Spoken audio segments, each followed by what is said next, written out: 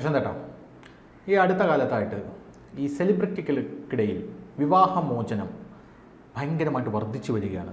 ധനുഷിൻ്റെ വിവാഹമോചനം നമ്മൾ കണ്ടു. രജനീകാന്തിൻ്റെ മരുമകനായിരുന്നു ഐശ്വര്യയുമായിട്ടുള്ള വിവാഹമോചനം. കാരണം വ്യക്തമല്ല, അത് വളരെ പേഴ്സണലായിട്ടുള്ള കാര്യമാണ്.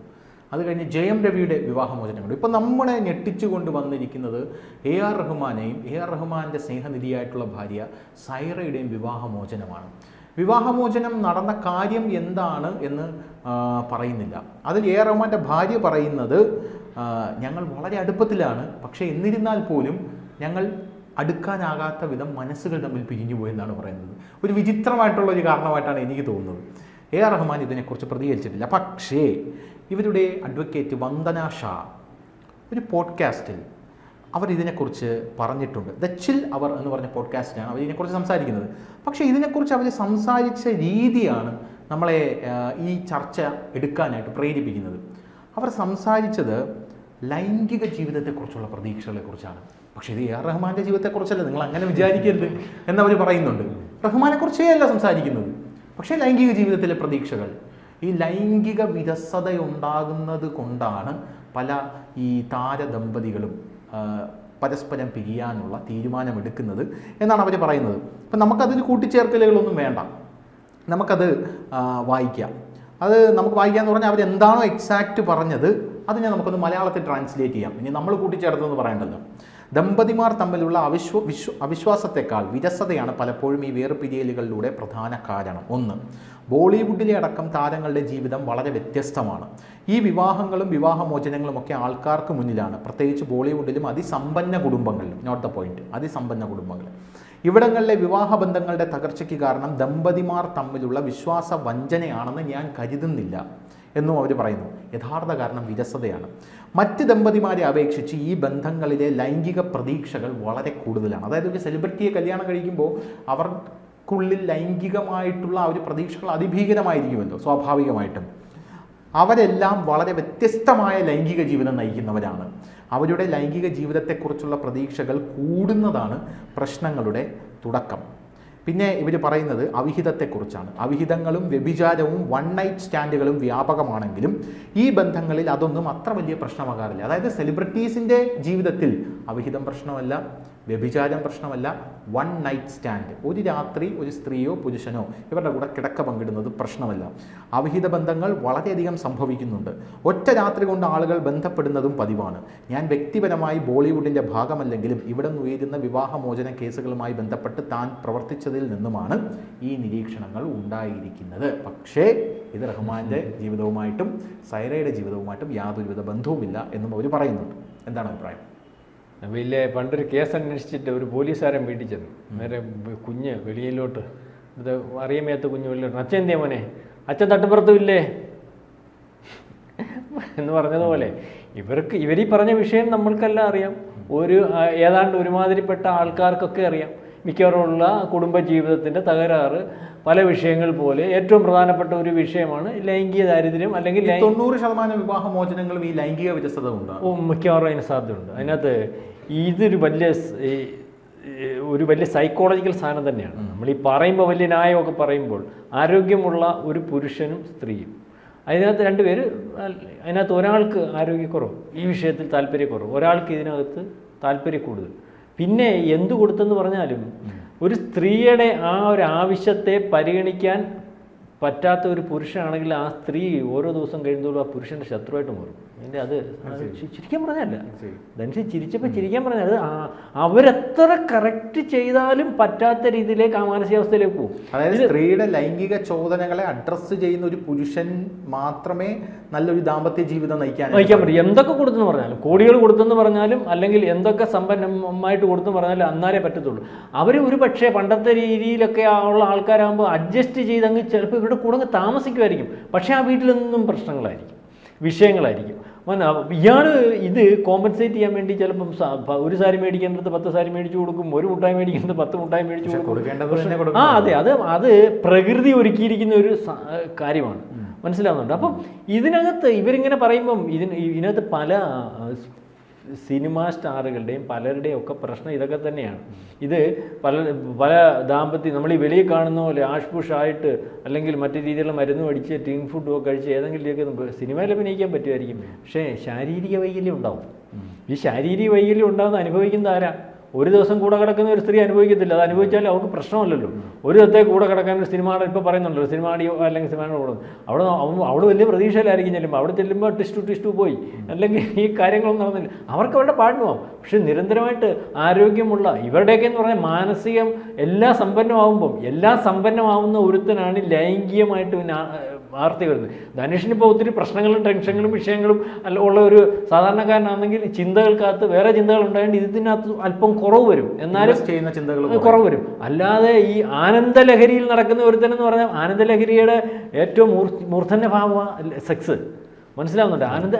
അപ്പം ആ ഒരു അവസ്ഥയിൽ നടക്കുന്ന ഒരു സെലിബ്രിറ്റിയുടെ വീടെന്നാലും AR റഹ്മാൻ്റെ വീട് എല്ലാ സമ്പന്നമല്ലേ, വേറെ പ്രശ്നങ്ങളൊന്നും, നല്ല ആരോഗ്യമുള്ള ഏറ്റവും ഡെലീഷ്യസ് ആയിട്ടുള്ള ഫുഡ് കാണും, പിന്നെ മനസ്സമാധാനം കാണും, ഒന്നിനും ഒരു പ്രശ്നമില്ല, വസ്ത്രം എല്ലാ തരത്തിലും മാനസിക.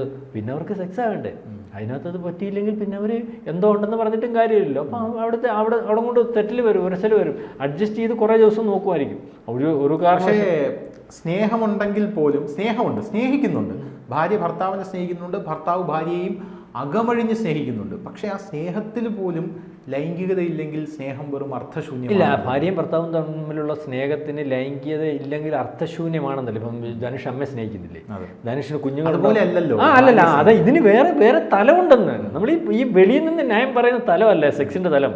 ആ തലം കൊണ്ട് തന്നെയാണ് നിങ്ങൾക്ക് അവരെ വേർപിരിയാൻ പറ്റുക. നല്ല സ്ത്രീ പുരുഷ ബന്ധം ഉണ്ടെങ്കിൽ അവരിനി എത്ര അടിച്ചാലും പോകത്തില്ല. നിങ്ങൾ ഇപ്പോൾ വിവാഹം കഴിക്കാൻ പോകുന്ന ഒരാളായതുകൊണ്ട് പറഞ്ഞ, അല്ലെങ്കിൽ എന്തോ കൊടുത്തെന്ന് പറഞ്ഞാലും പോവുകയും ചെയ്യും. ഇപ്പോഴത്തെ സ്ത്രീകളൊന്നും അഡ്ജസ്റ്റ് ചെയ്യത്തില്ല. അത് മിക്കവാറും ഉള്ള കുടുംബങ്ങളിലെ ഡൈവോഴ്സിൻ്റെ കാരണം. ഇപ്പോൾ എൻ്റെ വീടിൻ്റെ അടുത്ത് കഴിഞ്ഞ ദിവസം 1 മാസമായതേ ഉള്ളൂ. പയ്യനെ കണ്ട 6 അടി ഹൈറ്റ് ഉണ്ട്. പെണ്ണ് പറഞ്ഞിട്ട് അതിൻ്റെ പാട്ടിന് പോയി. വെളിയിലാരും പറയത്തില്ല കാര്യം.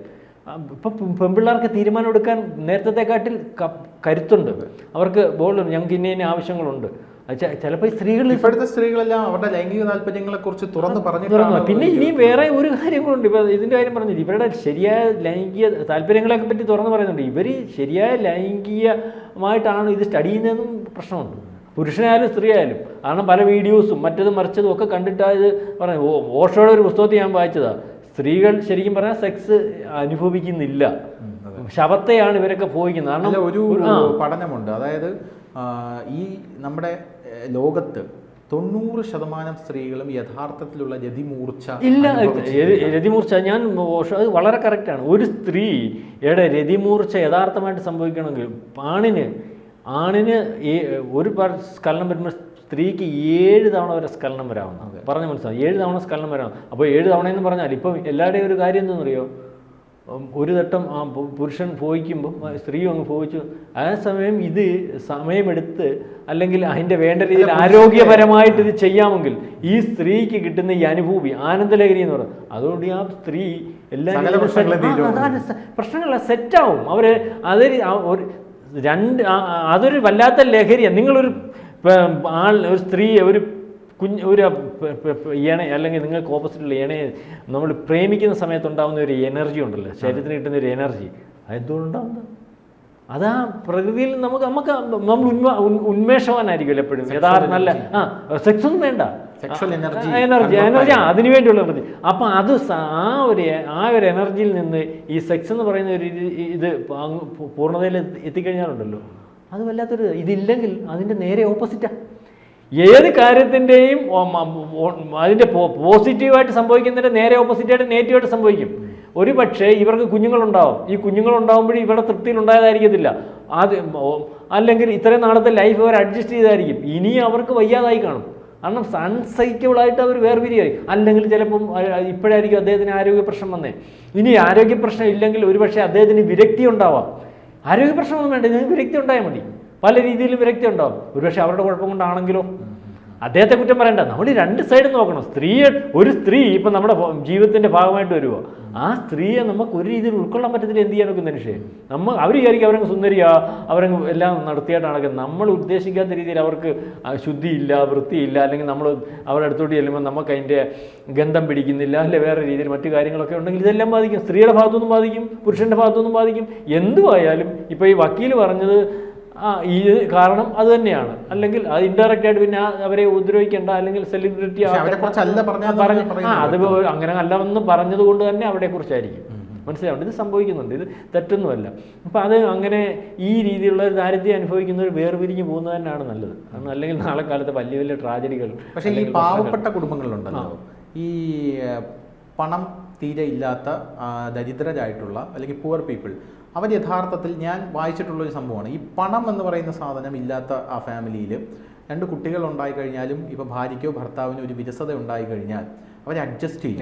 എന്ന് പറഞ്ഞാൽ അവർക്ക് പോകാൻ വേറെ ഓപ്ഷൻ ഇല്ല, പണമില്ല എന്നുള്ളത് കൊണ്ട് അഡ്ജസ്റ്റ് ചെയ്യുമ്പോഴും ചില കുടുംബങ്ങളിൽ അതിഭീകരമായിട്ടുള്ള വഴക്കായിരിക്കും. പക്ഷെ പണമുള്ള കുടുംബങ്ങളിലാണെങ്കിൽ ഇത് വന്നു കഴിഞ്ഞാൽ ഉടനെ തന്നെ ഇവർ വേർപിരിയുക, നിങ്ങളുടെ ഓഹരി ഇത്, എൻ്റെ ഓഹരി ഇതെന്ന് പറഞ്ഞ് പോവുക, അങ്ങനെയാണല്ലേ? അല്ല, അത് അവരുടെ നിവൃത്തികേട്. ഒരു പക്ഷേ അത് അഡ്ജസ്റ്റ് ചെയ്യുന്ന വേറെ ഏതെങ്കിലുമായിട്ട് രഹസ്യമായിട്ടുള്ള ബന്ധം സ്ഥാപിച്ചിട്ടുണ്ട്. നിങ്ങൾ ചിലപ്പോൾ ഉണ്ട് ഇവൻ എന്തിനാ എന്നും കള്ളും കുടിച്ചിട്ട് വന്ന് ഈ നല്ല ഭാര്യ അടിക്കുന്നതെന്ന് ചോദിക്കത്തില്ല. അയാൾ കള്ളുകൂടിയന്മാർ കള്ളു കുടിച്ചിട്ട് കള്ളു കുടിച്ച് കഴിയുമ്പോഴും ഭാര്യ അടിക്കണമെന്നുള്ള തോന്നൽ ഉണ്ടാവത്തില്ല. പക്ഷെ അവനിലെ ലൈംഗിക അല്ലെങ്കിൽ കപ്പാസിറ്റി നഷ്ടപ്പെട്ടു പോകുന്ന പുരുഷന്മാരെ മിക്കവാറും വീടുകളിൽ ചെന്നിട്ട് മദ്യവെച്ചിട്ട് ഉപദ്രവിക്കും. എന്തിനാണെന്നറിയാം? എന്ന് വെച്ചാൽ ആധിപത്യമല്ല, ഇവൻ ഇത് കാണിക്കും, അവനറിയാം അവൻ്റെ ആ ശേഷി നശിച്ചു പോയെന്ന്. അപ്പോൾ അവനോടുള്ള ഒരു വൈരാഗ്യം ഒന്ന്. രണ്ടാമത് ആ സ്ത്രീയെ കീഴ്പ്പെടുത്തി നിർത്തേണ്ട ഒരാവശ്യം കായികമായിട്ട് കീഴ്പ്പെടുത്തി നിർത്താം, മറ്റു രീതിയിൽ കീഴ്പ്പെടുത്താൻ പറ്റത്തില്ല. ഇത് മറച്ചു പിടിക്കുകയും ചെയ്യാം. അതാണ് അവിടെ സംഭവിക്കുന്നത്. അല്ല നമ്മൾ വിചാരിക്കുന്ന പോലെ അവൻ അറിഞ്ഞുകൊണ്ട് തന്നെ കള്ളിൻ്റെ മറവിൽ ചെയ്തുകൊണ്ടിരിക്കുക എന്ന് പറഞ്ഞാൽ പല രീതിയിലാണ്. പലരും ചിലർ കൊലപാതകം നടക്കുന്നുണ്ട്. അതുകൊണ്ട് ഞാൻ പറഞ്ഞു ഇതുമാതിരി കുഴപ്പങ്ങളുണ്ടെങ്കിൽ വേർതിരിഞ്ഞ് പോകുന്നതാണ്. ചിലത് കൊലപാതകം നടത്തുന്നുണ്ട്, കൊലപാതകം നടക്കുന്നിടമുണ്ട്. ഇത് വല്ലാത്തൊരു വൈരാഗ്യമാണ്. അതിനെപ്പറ്റി ഒത്തിരി പറയാനുണ്ട്. ഈ രീതിയിൽ ഉണ്ടാവുന്ന, ഇനി എന്ത് കൊടുത്തെന്ന് പറഞ്ഞാലും ഈ സെക്സ് കൊണ്ട് ഉണ്ടാവുന്ന വിരക്തി എന്ന് പറഞ്ഞാൽ നമ്മൾ പറയുന്നതിനൊക്കെ വലിയ അപ്പുറമാണ്. അർത്ഥതലം കൊണ്ടല്ല, വല്ലാത്ത തലത്തിലാണ്. അപ്പോൾ അതുകൊണ്ട് അതൊക്കെ സംഭവിച്ചായിരിക്കും അവർ വേറെ പിരിയുന്ന. അങ്ങനെ ഉണ്ടെങ്കിൽ ഇവർ പറഞ്ഞത് ശരിയാണെങ്കിൽ അത് വേറെ പിരിയുന്നത് തന്നെയാണ് നല്ലത്.